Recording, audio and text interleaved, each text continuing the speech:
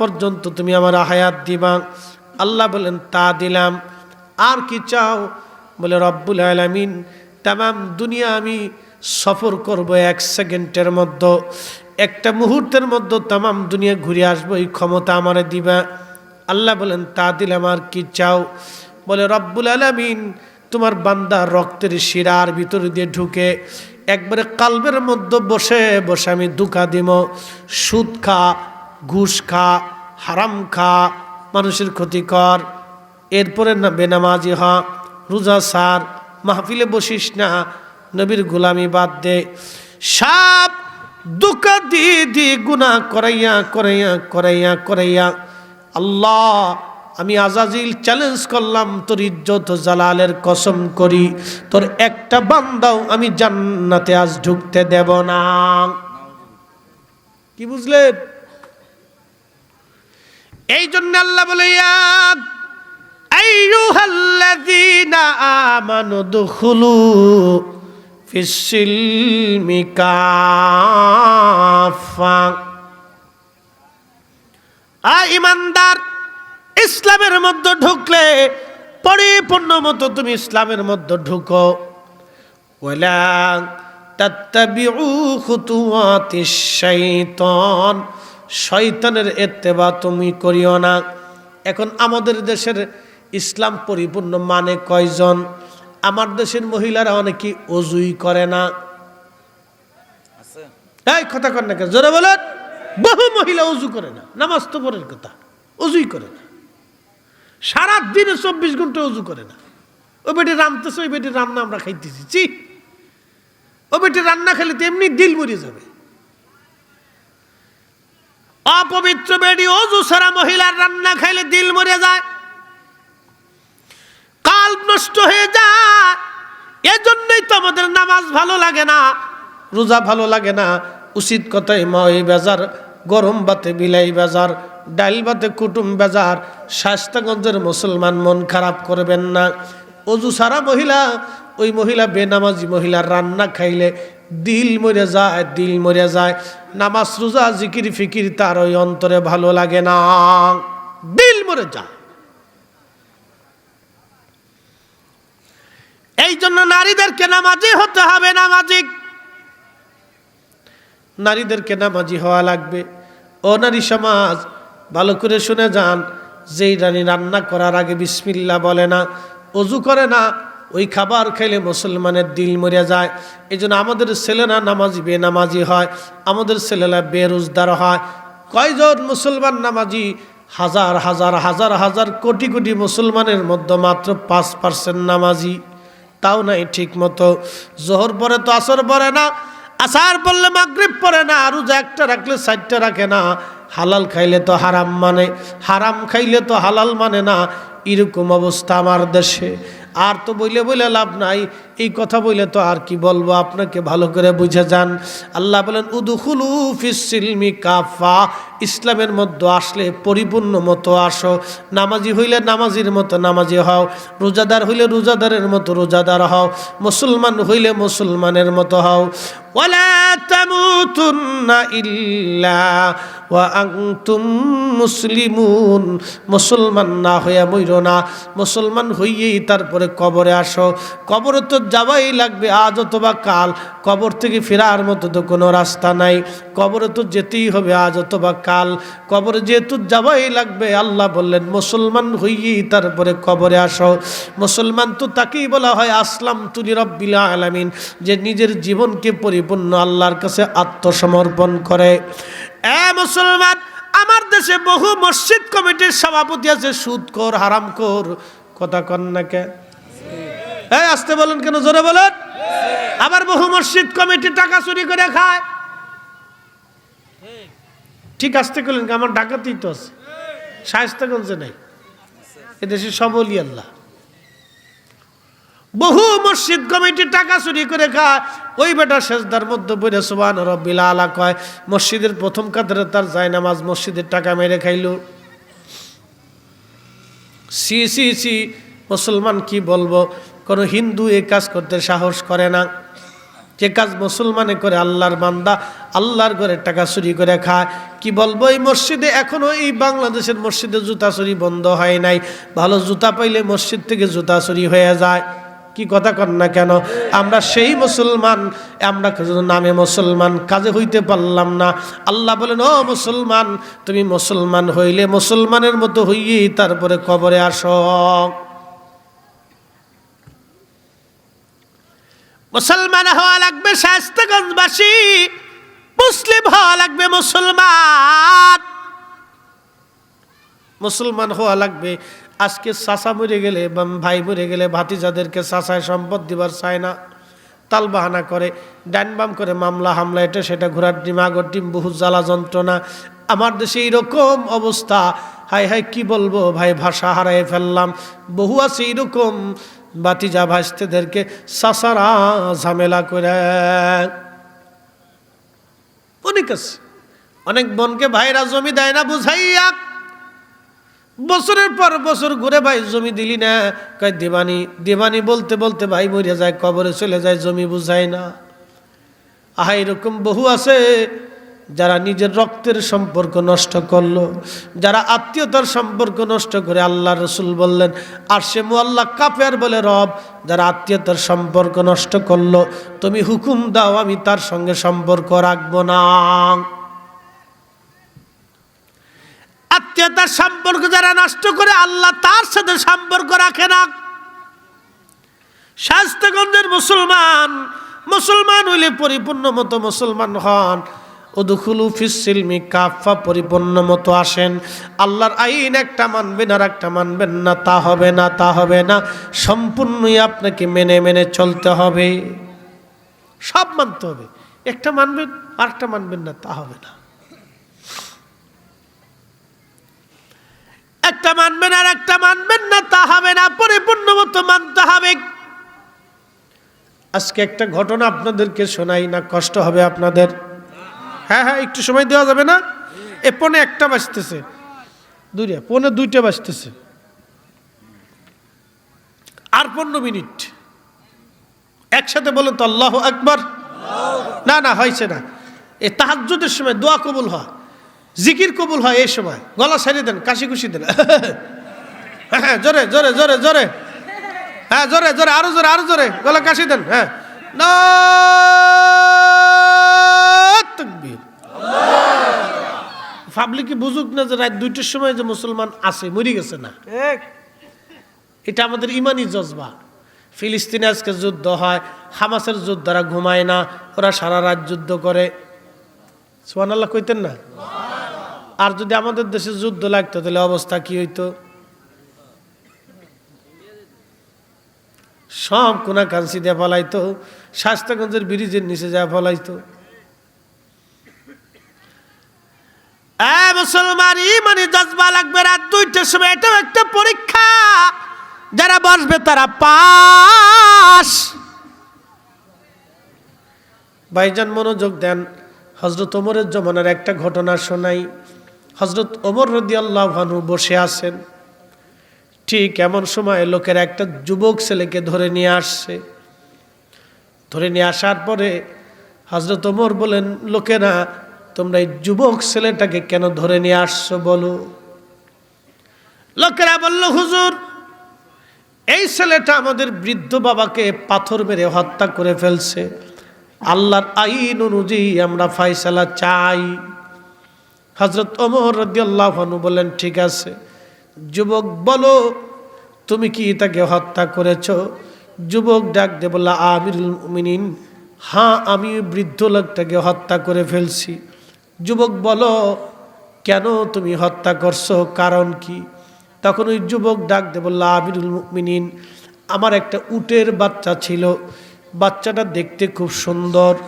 এই বাচ্চাটা খেলতে খেলতে এই বৃদ্ধের খেজুর বাগানে চলে যায়।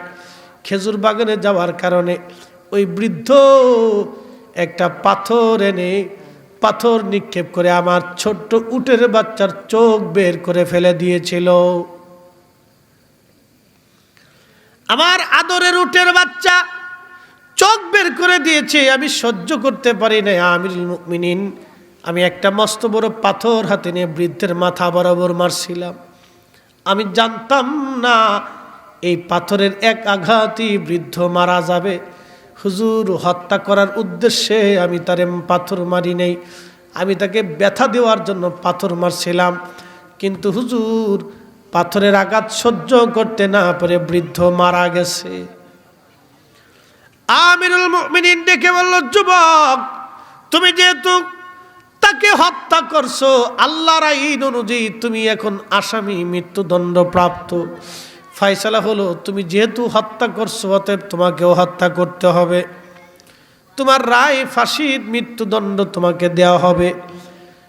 হযরত ওমর রাদিয়াল্লাহু আনহু কি যুবক ডাক দিয়ে বলতেছে, আমিরুল মুমিনিন, আল্লাহর আইনের প্রতি আমি মাথা নত করলাম।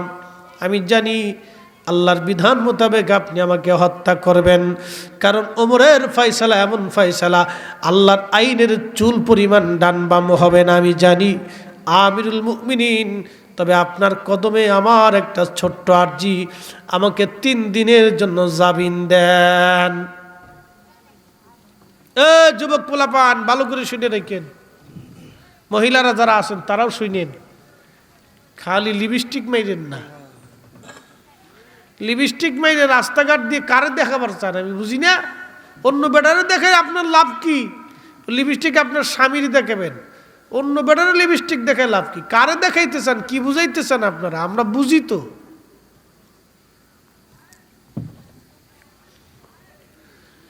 পুত্র জন্ম দিলে এইরকম সন্তান জন্ম দেন, দুনিয়া তো সুখ, কবরে সুখ পাবেন।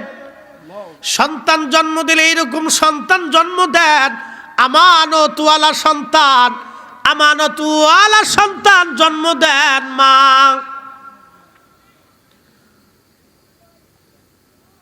খুব মনোযোগ দিয়েন। ছেলেটা ডাক দিয়ে বলল, হুজুর 3 দিনের জামিন আপনি আমাকে দিবেন। হযরত ওমর রাদিয়াল্লাহু আনহু ডাক দিয়ে বললেন, যুবক 3 দিনের জামিন তুমি কি জন্য চাও? ছেলেটা ডাক দিয়ে বলল, হুজুর আমি এই জন্য জামিন চাই, আপনি যদি আমাকে হত্যা করেন, মেরে ফেলে দিতে পারেন, কিন্তু আমার একটা ছোট ভাই আছে, আমার আব্বাজান মারা গেছেন। আব্বা মারা যাওয়ার সময় আমার ছোট ভাইয়ের জন্য কিছু সোনা দানা টাকা পয়সা আমার আব্বা আমার জন্য বরাদ্দ করেছিল, আমার ছোট ভাইয়ের জন্য বরাদ্দ করেছিল। অর্ধেক আমাকে দিয়েছে, অর্ধেক আমার ছোট ভাইটাকে। আমার বাবা আমার কাছে ছোট ভাইয়ের আমানত সোনা দানা টাকা পয়সা দিয়ে একটা সিন্দুকের মধ্যে ভরে দিয়েছিলেন, আমি ওটা মাটির নিচে পুঁতে রাখছি। আমার ভাইটা বড় হবে, তারপরে তার আমানত আমি বুঝাই দিব। হুজুর এখন যদি আপনি আমাকে হত্যা করেন, তাহলে আমার ভাইয়ের আমানত নষ্ট হয়ে যাবে। যাইতে লাগবে 1 দিন, আসতে লাগবে 1 দিন, মাঝখানে একটা দিন আমি আমার ভাইয়ের আমানত বুঝাই দিয়া ওমরের আদালতে আবার ফিরে আসব। হযরত ওমর ডাক দিয়ে বলতেছে, যুবক রে, তুমি ফিরে আসবা কি করে বিশ্বাস করব আমি? তোমার জামিনদার কে নিবে? কে জামিনদার হবে বলো? যুবক যুবতীরা ভালো করে শুনে নাও, আমানত কি? মুসলমান শায়েস্তাগঞ্জবাসী শুনে যান আমানত কি। নবী বললেন কিয়ামতের আগে আলামত হবে 72টা আলামতের সুগরা। তার একটা আলামতের নাম ওয়াদাউল আমানা, আমানতের খেয়ানত। এত পরিমাণে হবে, স্ত্রী স্বামীর আমানত নষ্ট করবে, স্বামী স্ত্রীর আমানত নষ্ট করবে, বন্ধু বন্ধুর আমানত নষ্ট করবে, প্রতিবেশী প্রতিবেশীর আমানত নষ্ট করবে। টাকা হাওলাত নিবে, দিতে চাবে না, টাকা নিবে আর দেবে না। দোকানদার কাস্টমার ঠকাবে, কাস্টমার দোকানদার ঠকাবে। মসজিদ কমিটি মসজিদের টাকা চুরি করে খাবে। রাষ্ট্রীয় সম্পদ আর মানুষেরা, রাষ্ট্রের কর্মকর্তারা নিজের সম্পদ মনে করে করে ভোগ করে করে রাষ্ট্রের জনগণের হক মেরে মেরে রক্ত চুষে খাবে। কি কথা কন না কেন, ঠিক কিনা? বহু আছে রাষ্ট্রের সম্পদ নিজের মনে করে খেয়ে ফেলতেছে। ওরে বাপরে বাপ, খা। 18 কোটি মানুষ কিয়ামতে মামলা করবে, একজন না তো। এদেশের যে কয়জন নাগরিক, সব কয়জন নাগরিক মামলা করবে। খাইতে থাক, কতদিন খাবি?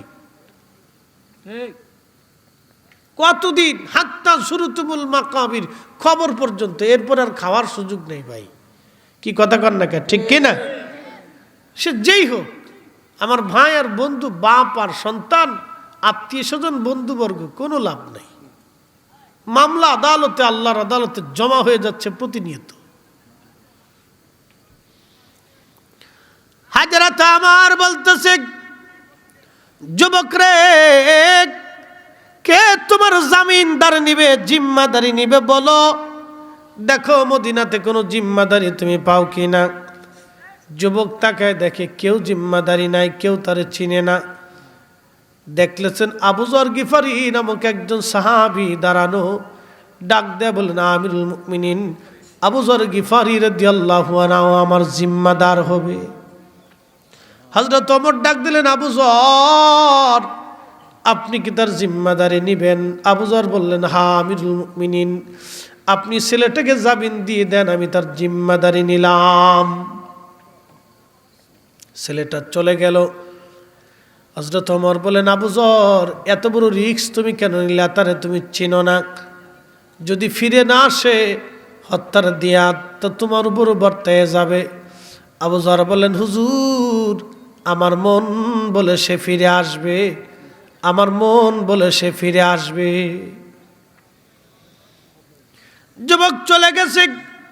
3 দিন পরে ওমরের আদালত আবার বসা। আসর নামাজের পরে ছেলে আসবে ফিরে, সন্ধ্যার আগে, সূর্য ডোবার আগে আসবে।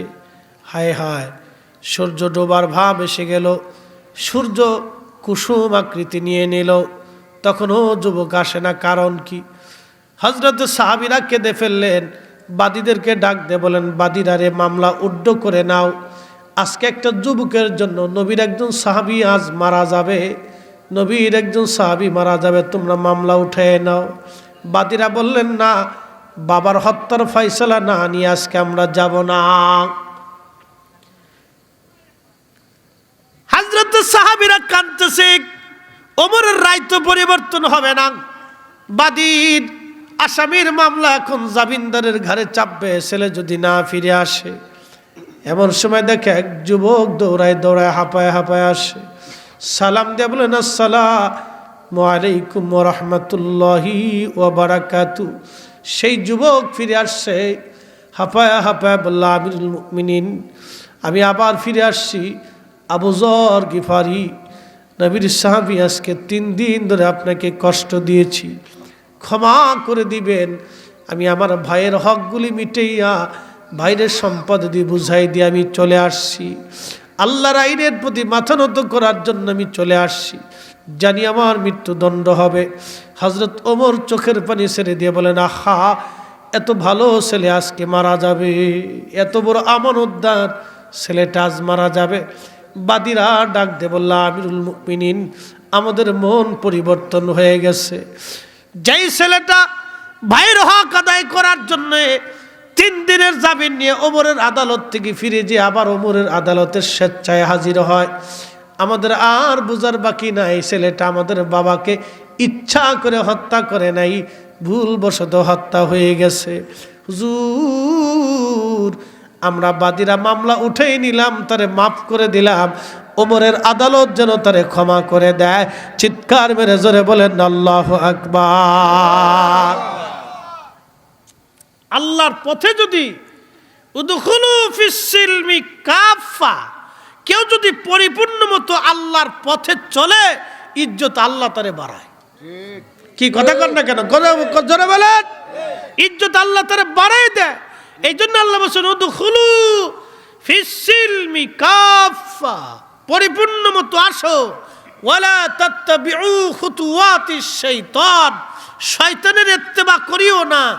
ইন্নাহু লাকুম আদুউম মুবিন, সে তোমাদের প্রকাশ্য দুশমন, তোমাদেরকে ঠকাবে, হটকারিতা করবে, নাফরমান বানাবে। শয়তান বলতেছে, আল্লাহ, তোর একটা বান্দাও বেহেশতে ঢুকতে দেব না, তোর ইজ্জত জালালের কসম, ধোঁকা দিয়ে দিয়ে দিয়ে দিয়ে জাহান্নামী বানাবো।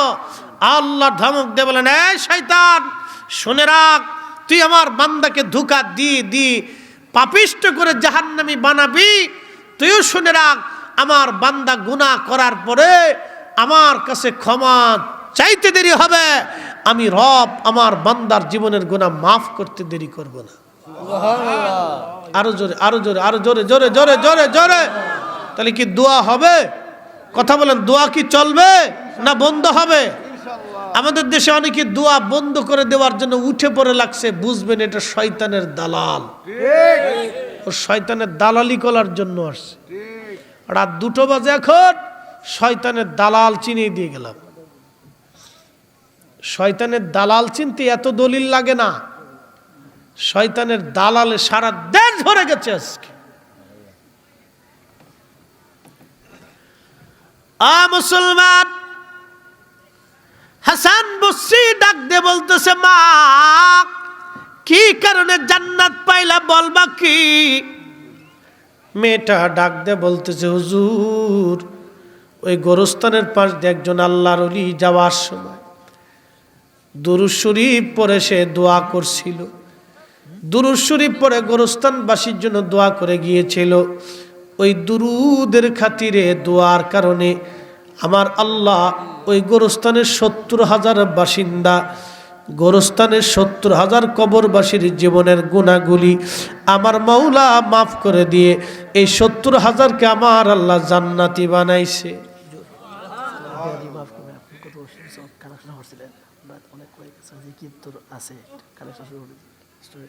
হ্যাঁ হ্যাঁ হ্যাঁ, ঠিক আছে ঠিক আছে। না আমারও শেষ করে দিছে, আমি জানি তো টাইম এসে গেছে। কারণ এত রাত্র তো আর বেশি করার সুযোগ নেই, ওয়াজ শেষ। তাহলে বলেন, হাসান বসরি কোন জমানার মুসলমান? ইমাম হুসাইনের জমানার মুসলমান। সেই জমানা তো গোরস্থানের পাশে মুসলমান দুরূদ শরীফ পড়ে দোয়া করছে। ওই জমানায় বেদাত হইল না, বর্তমান জমানায় এসে বেদাত হইল কে? হ্যাঁ, একদল আছে বুকে হাত বেঁধে নামাজ পড়ে। ওরা ওদের ফতোয়া কি জানেন? ওই যে আমার শহীদুল্লাহ বাহাদুর সাহেব, মুফতি সাহেব, তিনি বলে গেছে, ওখানে অনেক ভুল টুল মনে ধরাই দিয়ে গেছে আপনাদেরকে, আজকে বাসবুস দিয়ে গেছে। তো শুনে যান, ওরা বলে কি জানেননি?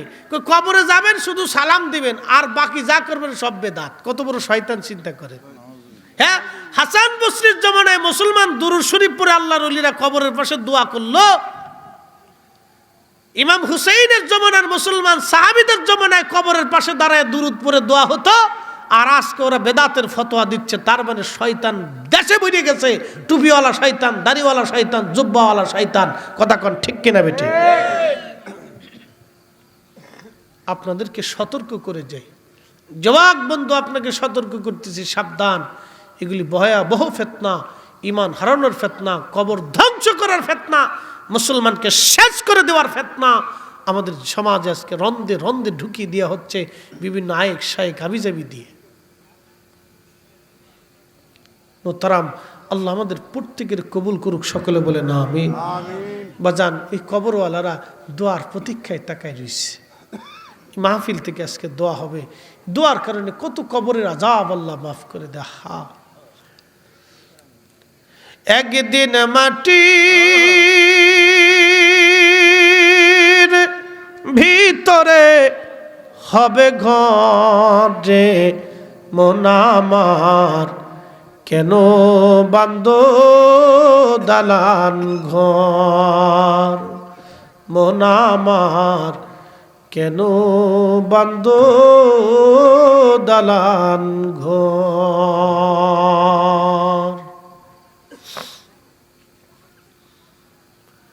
কত মানুষ এই বড় চরের মাটির নিচে চলে গেল, আর কোনোদিন তারা ফিরে আসে নাই।